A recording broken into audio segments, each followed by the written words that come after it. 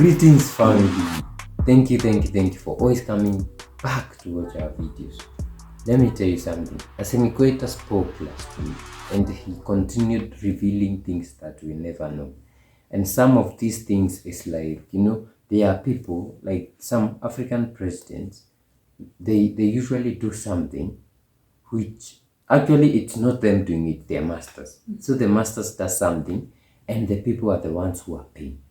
And in this case for Mali, it's crazy because the Malians were paying for the terrorists. They were paying the terrorists in Kidal so that there can be peace in Kidal. Do you understand? Yeah. Like you are paying terrorists so that they can be peace in Kidal. So that they will stop destabilizing. But what happened when Goita came? He just took Kidal. Now Kidal is free. So the Malian state was paying 50 million CFA every quarter to the terrorists. That is about 200 million CFA every year. So in the speech, Goita Assimi said this, and I quote, the Malian state was paying 50 million CFA, which is about $78,000 each quarter to the rebel groups that controlled Kidal in order to ensure the protection of the governor, because the latter were refusing to allow him to be secluded by the Malian army. The end of quote.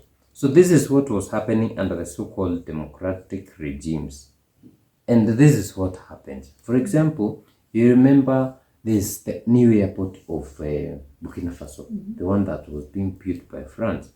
They were using the people's taxes, but they were to build this airport and control it, I think, for 99 years, right? But Ibrahim Traore came and said, no, it's not happening. Go out to build our own airport. Now, if you go to Burkina Faso, it's almost completed. Okay? So, this is what those old political class politicians used to do. They could not stand up for France. They could not stand up for the terrorists because they were also corrupt. They were also receiving kickbacks to ensure that all this continues. And do you know what happens in the areas that they are terrorists? Minerals are being mined and transported without the knowledge of anybody. You cannot do anything. So, Kidal is now free. And Assimi Goita has saved Mali $200 million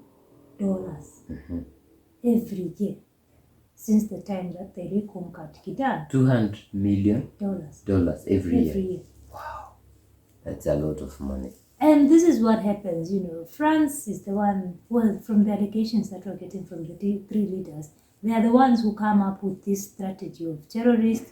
And imagine now we are paying them again for destabilizing your country, and then paying them again with your minerals for having that part of the country with the minerals, paying them again for the continued pact, for the continued pact of colonization, paying them again for using the airport, the roads, the rail, everything that, because they all know these things. How many countries are still under this French rule in Africa? Like 10.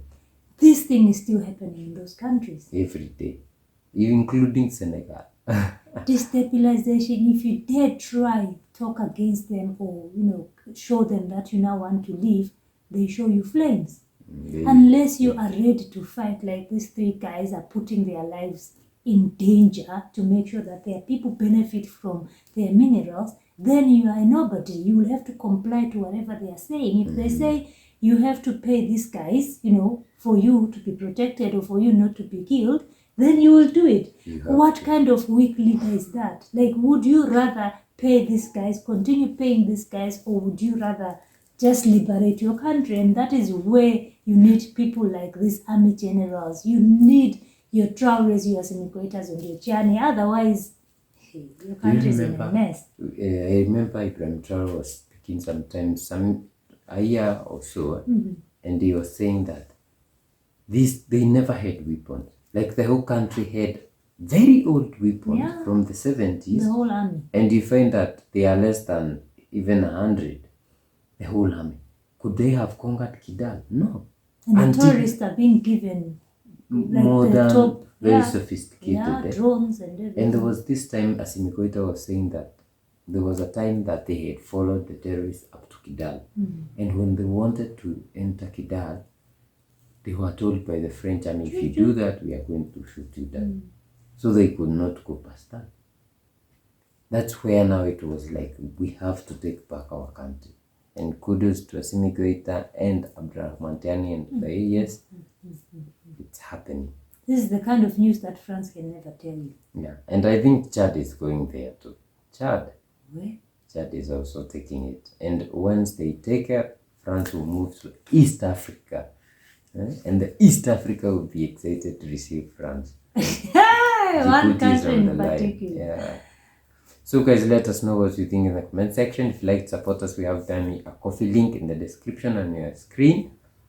Also, super chats and super thanks. And also, sharing is caring. You can share these videos to your brothers and sisters, your family, your friends.